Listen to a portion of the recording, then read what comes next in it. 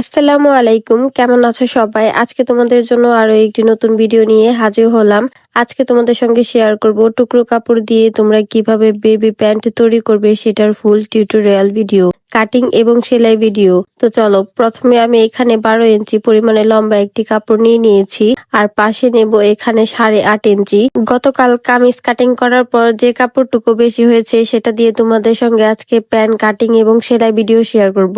তো দেখো, এখন আমি পাশে 8 ইঞ্চি পরিমাণে নিলাম এবং উপর থেকে এখানে 6.5 ইঞ্চি পরিমাণে লম্বা নেব আর নিচের এখানে নেব 3 ইঞ্চি। তো তোমরা একটু মাপগুলো ভালো করে খেয়াল করলে বুঝতে পারবে।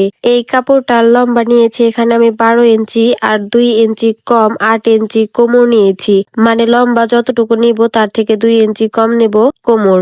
আর উপর থেকে নিয়েছি 6.5 ইঞ্চি আর নিচের এখানে পাশে নিয়েছি 3 ইঞ্চি। তো এখন ওই 6.5 ইঞ্চি থেকে 3 ইঞ্চি পর্যন্ত দাগটুকু আমি সুন্দর করে একটু রাউন্ড শেপ দিয়ে মিলিয়ে নেব। হালকা করে রাউন্ড দাগ দিয়ে মিলিয়ে নিয়ে সেই দাগ বরাবর কেচির সাহায্যে সুন্দর করে কাটিং করে নেব। তো দেখো, এখন কিন্তু আমার এখানে দুটি পার্ট বের হয়ে গিয়েছে। তো যেহেতু এটা টুকরো কাপড় সেহেতু কিন্তু আমার মাঝে বরাবর জোড়া দিতে হবে।